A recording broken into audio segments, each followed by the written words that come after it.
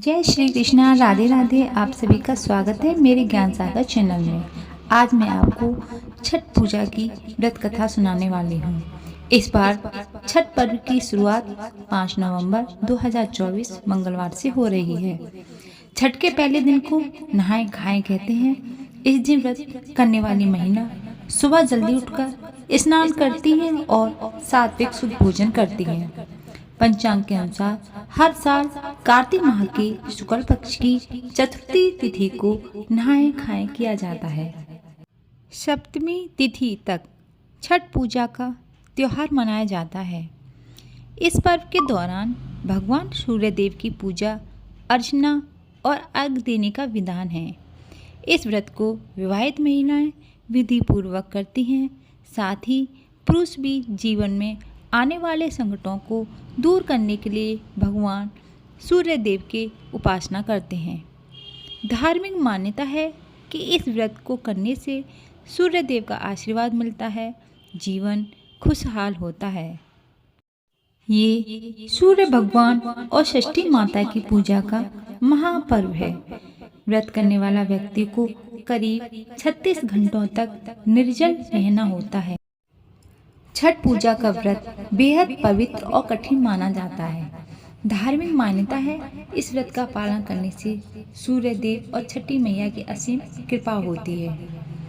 छठ पूजा के दौरान व्रत कथा का पाठ करना बेहद जरूरी माना गया है।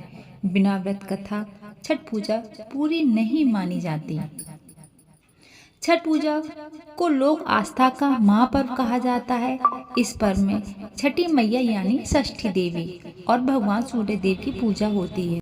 राजा प्रियव्रत से जुड़ी मिलती इस कथा के अनुसार प्रियव्रत नामक एक राजा हुआ करते थे।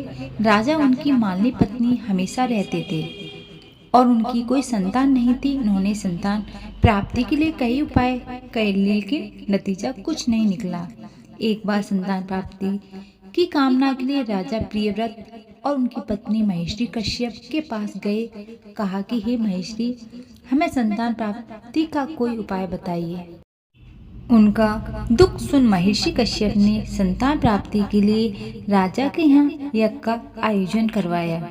महर्षि कश्यप ने यज्ञ आहुति के लिए बनाई गई खीर को प्रियव्रत की पत्नी मालिनी को खाने के लिए कहा। राजा ने अपनी पत्नी को वो खीर खिला दी और खीर के प्रभाव से राजा की पत्नी गर्भवती हो गई। फिर 9 महीने बाद रानी को पुत्र लेकिन वह मृत पैदा हुआ।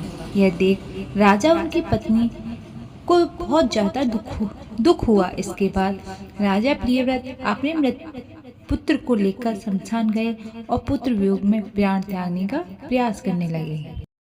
उसी समय शमशान में देवी प्रकट हुई। देवी ने राजा प्रियव्रत से कहा, मैं ब्रह्मा की पुत्री देवसेना हूँ। सृष्टि की मूल प्रवृत्ति के छठे अंश से उत्पन्न होने के कारण मैं षष्ठी कहलाती हूँ।